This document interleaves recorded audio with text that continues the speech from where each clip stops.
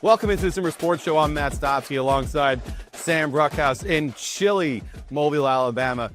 Sam, it's been a hell of a trek to get here, going from a snowy, icy Dallas to now very cold Alabama. We were doing the SumerSports Show, but this is Radio Stopsky, baby. I mean, I'm liking what I'm hearing over here. It's chilly. We may have slid a little bit on the ice. A little bit, yeah, just a bit. Perhaps in front of Dak Prescott at a coffee shop in Frisco. But we're enjoying some football. So we came from Dallas from the Shrine game, watched a bunch of practice already. Now we're here in Mobile, first day of practice today. Sam, you've already been doing all of the radio stuff. You're kind of far along already in your draft prep. Tell me about what's going on right now for you in terms of the draft. Yeah, I think it's interesting. And I talked to a lot of the scouts at the Shrine Bowl about this. But like the goal of a scout is to have the hay in the barn on all the film by the Shrine and the Senior Bowl so that you can add in color, you can have confirmations, denials, etc. on what you're seeing, but you're not changing your evaluation wholesale. As a data scientist, like we're not really in the business of making boards. We're in the business of making process. And so, especially working for a third party, our goal now that hey, with our scouts, our other scouts, our clients is in the barn, is to improve the process week over week over week until that April period when decisions need to be made.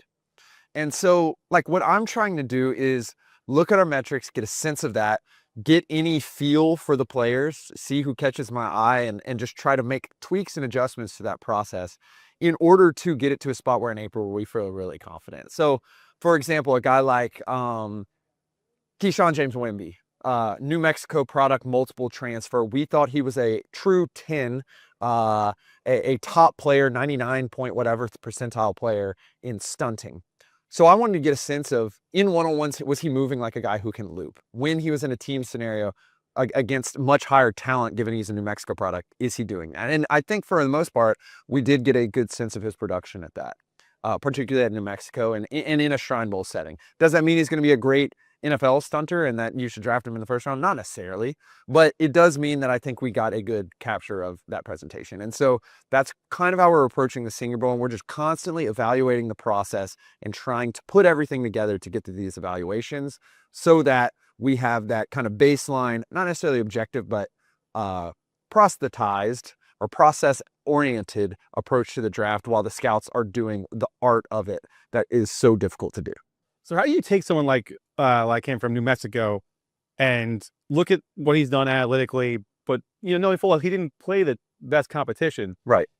Is there like a caveat, like, oh, like, no, it's a 10, but it's a 10 against guys that probably aren't playing in the NFL? Yeah, so this is a thing called level adjustment, which I think is absolutely key to sports analytics.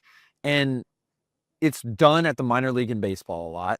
It's done in terms of the G League or the Euro League in basketball, but it's a lot harder to do in football because basically all you have is the NCAA and the NFL.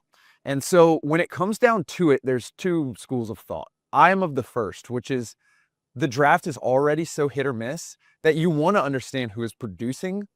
That way, in the 5th, 6th, or 7th round, you may take a swing on that guy. Because if you just nerf at all of their production and say, well, the guys at Georgia were doing it better, like, you're probably going to miss on some of these guys who you can get at a very cheap cost. So I'm of the mind that you allow the scouts to level adjust while you do the product, you do the production in terms of what it was. Because, there's substantially less schools.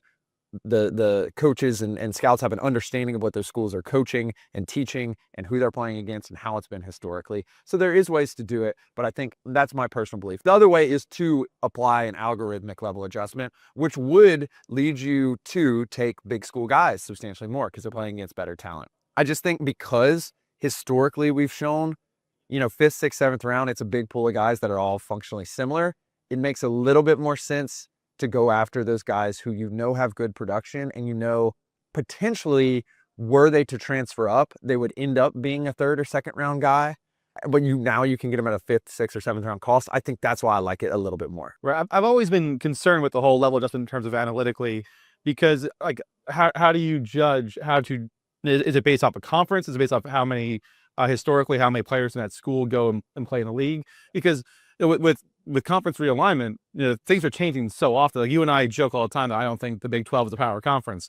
But how would you adjust this? There's ways to do it, and like the basic way to do it in terms of team strength would always be ELO. Like if Georgia is playing a bunch of good teams a lot and winning, like that's going to come up over time in terms of a program score long term. It's a little bit more difficult with players, and with greater matchup data, which we are now providing through SumerSports and will be coming to Sumer Live and things like that, we can probably progress to a point in the next year or so where we may be able to do that. That's not the status right now, but an approach like that is what you want to take. And that way it does account for guys who may be at Stephen F. Austin and playing one game against an LSU or 2 or 3 games, buy-in games, where if you're still winning on those, then you probably are actually a really good player, and you probably will be able to get that player at that cost. So let's pivot here. I want to talk about some of the players from Shrine. Yeah, let's do it. So there were a bunch of guys I was going in excited to see. Harold Perkins is probably one of the bigger names that was there. You and I spoke about him a little bit in our very, very slow trek from lunch to the airport yesterday. Honestly, incredible athlete. But he looks a little green still. Even on some of his wins at linebacker, you're seeing like he's using his speed and his ability more than his instincts in terms of where he's covering. But he's an interesting player. There's talk that maybe does he move to edge, but he's not that big. What do you think about him? I've watched Harold Perkins since he was 17, 18 freshman year. In terms of the data, he was a top pass rusher year one, right? Automatically against high level talent. So one would think that they would lean into that. Now, when you're at LSU, you have the ability to get big guys who can probably sustain a higher level of snaps, and you can move him around. I personally was not the biggest fan of him playing linebacker. I think when you have edge rushing talent, particularly in the SEC, you have to utilize that edge rushing talent. We saw that in the Clemson game, for example, where he makes a bunch of big plays, and he kind of played what they called the star position. Basically ended up being like a hybrid nickel, but it was more of a linebacker than it was a nickel that we think about in the NFL, even the big nickels. So there's 3 pathways that I think this could go. I think there's a world in which he is used as a Talanoa Hufanga without the deep safety stuff. Because he is kind of that size. He's like a 6 foot, 5'11", 6'1", 212 to 225 pound guy. And you want him at that size because he's a freak athlete. There's another world where he ends up being kind of more of a Ivan Pace kind of blitz linebacker, which I think works for teams like the Vikings. And there's another world where he becomes Hassan Reddick. I think personally, you get him in a building, you got to go with the pass rushing first. Then you try to figure everything else out. I was really interested because at the Shrine Bowl, we did get a couple one-on-one reps. He was a linebacker for the most part. Yeah, was all of it. And I just kind of want to know the calculus behind that. Like his position coach recruited me at McNeese. His defensive analyst was a GA for me at Tulane. I think as the process continues, I'd love to text them and get a sense on record, but it would probably not be on record, but I'd love to get a sense of like what kind of his approach to the defense is and what he thinks about his body and his longevity. Sean Syed got a chance to talk to him, so I'm really excited for folks to see how he kind of breaks down that. But I think he's of the mind that he's a God-given pass rusher and he has to lock in on everything else. And so if that's what he wants to show, that's what he wants to show. I think he's a pass rusher at the next level, though. His best reps in the one-on-ones were against running backs and pass rush, like right, where he's able to use his speed and his strength. But I would love to see more against linemen and see what he could do. But I think he came as like 6 foot, 6.5 feet, 222. So it's definitely small. But we've seen this trend in the last couple of years, interestingly, of edges and linebackers not really being interchangeable, but changing positions and having great success. Like Zach Bond going from edge to linebacker, Micah Parsons going from linebacker to edge. Why do you feel like these two positions are now becoming, kind of hand in hand? I'm a little bit more skeptical than you. Good.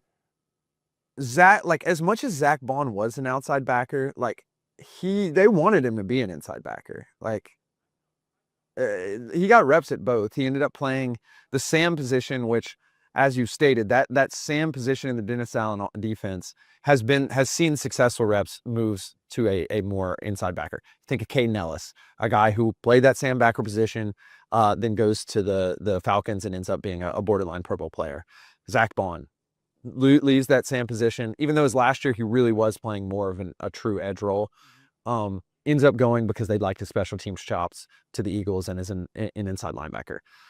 I worry deeply about guys like Arvell Reese. I worry deeply about Abdul Carter last year, where it's like the stereotypical size is not there. Maybe he's an interior guy off ball. I just would prefer pass rushers who get to the who gets the quarterback. Like, that's why I'm like, I like Ruben Bain a lot, because Ruben Bain's shown ability to get to the quarterback a lot and is big.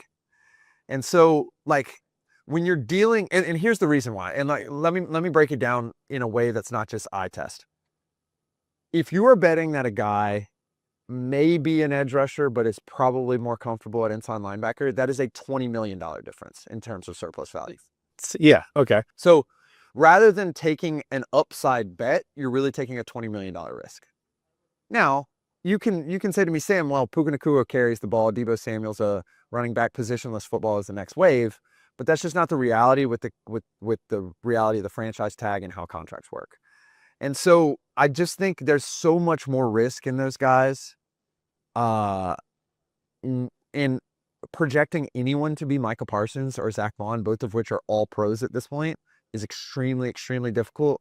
And so as a guy who is more of a skeptic when it comes to draft confidence and a truther when it comes to draft surplus, I just think it's really, really difficult to do that. No, I agree. And I'm not saying that you can just move back and forth. But this is the only, like, one of the few positions where you've seen changes. Fair. And you've seen success, right? More than not, if someone's changed, it's because they're tweeners, they can't really find a full starting role. They're higher rotational guys, like undersized and fit the tackles that move to be like edge rushers, or again, slot corners to safeties, vice versa. This is the only spot we really see where, like, you can change and actually be highly successful. Again, you don't want to predict that. It's, I think, the outlier stuff, but we've seen it. And it's like really the only position I could think of where people have moved and have found real success. Yeah, I think of the cornerback to safety move from time to time, or the safety to nickel move, and sometimes you see success there. I do think that it could be grounded in the fact that we're starting to see more exotic defenses at the college level. You think of a guy like Caleb Downs, for example. Caleb Downs can play deep safety. Our scouts think he could play cornerback as well. He functionally played linebacker this year. And because you have that movement at the college level, and oddly enough, in offense, you typically see like the tide rise with offenses. Right. And that's because of the quarterback position. With defenses, you see the trickle down. And it's a little tough to say that because Mike McDonald was in a Michigan hat a couple of years ago, but like he was in that Ravens organization prior to. So like you kind of see the trickle down a little bit more with defense coming from guys like Vance Joseph and Jesse Minter and Mike McDonald and so forth and so on. And I think as that's trickled down, it started to provide these players who can do more. And I think what we're starting to see now in particular is those linebackers who can blitz or line up. I'd even say more like threaten with alignment. And when you threaten with alignment and guys do really well, that helps the projection to the next level. Got it. So obviously I started with Perkins, but who did you like in Dallas? Yeah, there was a lot of guys I like. I couldn't take my eyes off the offensive defensive line the entire time. Oh, it was great. Yeah. And in particular, there was a combo, center guard combo that I really liked, which was Michael Morris from Georgia and Jagger Burton from Kentucky. And I think they're two different players, but they have the same kind of story, where Michael Morris has a top analytical trait. That's what caught my eye pre-Shrine in pulling and trapping. And I think as teams start to use more gap scheme to kind of counteract those looks that are more zone-based, or provide new looks, I guess I should say, particularly you see guys like Ben Johnson doing this, etc. That skill set, especially for a guy as athletic and mobile as Michael Morris, is something great. Flip it to the zone side, Jagger Burton could just get out and run. And when you see a center and you're like, oh my God, he is sprinting in an outside zone look, it's impossible to take your eyes off of. And so when I really went down and looked at it, he was a top player in terms of initial quickness, and not a shocker at all. I mean, yeah, he was quick, but he also sustains deep. And when we were talking to him, he attributed that to his athleticism. And that also caught my eye because I'm like, oh, most guys would be like effort and grind it through, right? This guy was like, no, I'm just an athlete. I'm just better than you. Yeah, which like, I like. Yeah. And so I meeting the AI there, those two guys really, really caught my eye. And I couldn't keep my eyes off the offensive line, defensive line matchups. No, it's funny enough. Actually, the two guys I have highlighted here, also both offensive linemen. So traditionally, Shrine not seen as like a huge offensive line group or like where you'd find linemen. But when I was working for the group, working for the team back in 2022, I think it was, like I had Luke Wattenberg in that group. I had Austin Beckless in that group. I had Cordell Volson in that group. And like Wattenberg is starting for the Broncos. Volson started a few years for the Bengals. Beckless played in relief for the Chargers. Like the Shrine's doing a very good job over the last 2 years of finding quality offensive linemen. And Jaden Roberts from Alabama, to me, stuck out because he graded very well before he came in. But I had such a bias against Alabama players or Southern players at Shrine because more often than not, in the old days back when Phil Savage was here, the Alabama players, the kids from the South, would, if they were good enough, they would come to the Senior Bowl. That's what they would come because it's in Mobile, Alabama, and there's a lot of pull here. So when you see an Alabama player trying, you're like, oh, was he just not good enough to get invited to Senior Bowl? Jaden Roberts was good. Like, he's a big dude. I think only did day one. He's almost 6'5", 335 pounds with like an 83-inch wingspan. It's huge. But he moves well for a big dude, man. Like, he's got great recovery balance. He's got solid footwork. Like, he moves well for a big boy. And, like, he plays guard, so he's not going to be a top 100 pick, most likely. But, like, that's a guy that I could see being taken in the 5th, 6th round and being, like, a quality player for anyone. And then Brian Parker, the second from Duke, plays right tackle this past season, moves to center for Shrine, and, like, does a good job. I didn't even, like, I had in my notes that he was a right tackle, but it didn't show when he was snapping that he was a right tackle playing center. Like, he looked like a real center. He did a really good job, with good balance, good recovery balance, good agility, did a good job doing double teams. He had decent anchor. Like, he looked a little small in the hips, like he might need to put on some weights. Doesn't get beat up from bull rushers. But these were two solid players that are going to be, at least good backups for teams. Yeah, and talking about those guys that are from the South and kind of stand out and the level of talent, Darrell Jackson from Florida State. Oh my God, that was the guy. Yeah, that was the guy there. And like I said, that's what made Morris and Burton stand out, because those matchups were like gladiatorial matchups. They were really getting after it. And Darrell Jackson is a 6'5", 320-pound beast at defensive tackle who was winning reps, but he was also losing reps. And I think that wasn't necessarily on him. Like, as a defensive lineman, you lose reps. You try to win 20 to 30% of the time, and you're a good defensive lineman. But it also shows the offensive line. And there was a bunch of good matchups at that tackle position too. I think of Rager from Wisconsin and his ability to win on the outside with outside moves, two-handed swipe moves. I was really excited about that. That didn't really pop up in the data, which I thought was interesting.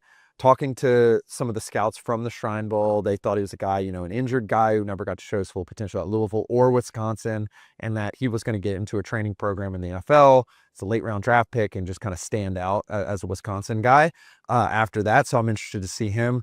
But those interior matchups really caught my eye for sure. Yeah. Also, Jackie Marshall from Baylor, he had some grown man reps in day one where he was just moving dudes. I reset in the line of scrimmage. When we were shooting content for day one, he's just a guy that kept popping up in all of our clips. And it's just like, I think day one of All-Star games is like the day. Right. It's where all the best kids are there before they, either, tweak something or they leave. So there was some really good stuff in day one. Shrine overall, really, really good. Like, really good time there. Also, we were the practice sponsor, so we all went. But I was very impressed with the talent they had. Yeah, just to throw in another one that I really liked that I think flashed, Southeastern Louisiana, Caleb Proctor. Yeah. No, but like realistically, he was battling, and with those smaller guys, you want to see penetration, and that's what he was able to get solidly. The thing with All-Star games, and we're focusing on the interior offensive line, and you're able to get a little bit more because those one-on-one reps are you going to get true one-on-one reps like that at the next level? Maybe not, but they are typically quite sticky when you do get them. And so you want to get a sense of who won what matchup. And obviously it's not 100% certain of would this have been a real matchup, but it does give you a little bit of insight in the player. I think the biggest struggle with this one, like just looking forward to the Senior Bowl, is just like, are we going to get a quality of quarterback that can tell us a little bit more about the wide receivers and tight ends? I think we saw some of that at the Shrine Bowl. I really like Jalen Daniels. All right. Yeah, my guy. He made a Kansas team relevant for several years. This year it was not great. I thought he was kind of the standout quarterback, and I don't think he's going to end up playing. So I think that his agent felt the same as well. And then we're going into the Senior Bowl, and it's just like, who can pop? Is it going to be the quarterback from North Dakota who's going to like make a wild ascent? Our scouts really like him. Is it going to be I'm really excited to get true eyes in a different setting other than LSU and Garrett Nussmeier, because here's a guy who, I've hammered for 2 years. I've not liked the way he's played. But if you are a believer in the wisdom of the crowds, this guy played a lot of snaps. And with those a lot of snaps, a lot of people thought he was going to be the number one pick this year. That's a good point. It was not a Arch Manning. I've never seen him play, and he's a 5-star recruit. It was this kid's a 3-star recruit and played the better part of like a season and a half, and people thought he was going to be the number one pick. And then it went downhill from there. So if you're a believer that all those evaluations are true, which that's a lot of sample, then maybe we just missed something at the end of the year. And maybe, the Brian Kelly firing and everything just did make it go downhill. Yeah. And so I'm really excited to see what he looks like as a more precise passer, stereotype, because we didn't see him, like there were scenarios in which we didn't see him complete a lot of passes. And I want to know if that was because of this, because of what was going on at LSU with a staff that was eventually let go, or if it was because of his sheer talent as a prospect. Got it. I'm always weary of quarterbacks in these all-star games, because rarely is the best quarterback that should come out of the game the one that shines the brightest. Yeah. Think of all the quarterbacks that have come to Senior Bowl, that have come to Shrine. You look back at some of the MVPs, like there are some guys that are just not, and then you'll see like I think the Brock Purdy year was like Jack Cohn was the MVP of the game, and like I don't know Dame Ledge. Dame Ledge, Former Sam Brookhouse neighbor, Long Island Ledge as well. Great dude, but like I remember from talking to Brett Coleman, like Brock Purdy did not look like Brock Purdy. When that game, he took a little while to get to be Brock Purdy. It essentially took him all off season to become what he was. And I think about, like the Christian Ponders of the world that did really well at this game in the Senior Bowl. It's like, how much stock do you put in like Daniel Jones, right? Daniel Jones, wherever you think about it, I mean, did go pick 6. Daniel Jones like hit me in the back with like 2 passes from the sideline because he was overthrowing running backs. So like sometimes the players end up being the best, especially quarterback wise, don't shine the brightest at these games. I'm still researching the positions leading up into the first practice here. I'm very excited for tight ends. There seems to be a lot more tight ends here than in Shrine. Also, we saw what happened last year with the tight end group that was at Senior Bowl. So I'm excited to see them. Anybody else that you're looking forward to before you head to this first practice? Well, you say that. Bauer Sharp was a guy from LSU who was, not necessarily like they had Trey S. Green, they had Mason Taylor the year prior, who I felt like was a viable guy who could be moved around at the Shrine Bowl. I really like his blocking, which is like very rare that you get a standout blocker in like pass protection, because maybe they'll put up one good pass pro rep, but like at the end of the day, those dudes are not like, they're not taking one-on-one pass reps. Yeah, almost ever, anytime. Yeah. So I do think he showed out, and I'm really interested in particular Senior Bowl Tanner Koziol from Houston. That's a guy who they relied on as their entire offense for the most part last year, and that was a team that exceeded expectations, and basically exceeded expectations so much so that they now have the number 1 quarterback in the nation on their roster, Keyshawn Henderson. So it's just like I think that's going to be very interesting to watch. I agree. Other things I'm looking for is just, it kind of feels like a lot of people need DBs. It does. And it's felt like that for the past 2 years. And we saw a team like the Saints completely flip, their team over with a good draft of Kool-Aid 2 years ago. Then they get Jonas Sanker all of a sudden from Virginia. Alontae Taylor starts playing a little bit better. And so I want to know what team the Lions potentially can just kind of like flip their DB room and then all of a sudden become a good team. Because I do think we saw high-level talent too. Avery Smith and his teammate from Toledo, I think, showed a lot of cool stuff. And there's another safety from Toledo who people are also excited about. So like there's some small school guys that could go in the second, third, fourth, fifth round and really flip a team's fortunes at the DB position. Well, think about like teams are playing dime now. That's right. And you've been on a bunch of hits already today talking about how teams are matching heavy personnel not with base but with situations. So like it's not like this change of 12 and 13 personnel is going to bring back base. It's still nickel. So like teams need 6, 7, 8 defensive backs like on a roster to be good. And like not only that, like they're playing probably 6 of like with real snaps. So it's not many teams have 6 quality defensive backs on a team. So I agree with you. Anything else before we head off to practice today? Yeah, I think a guy who I'm going to be watching closely based off what we just discussed is Kamari Ramsey. This is a guy who our Sumer Traits thought was a quality college player.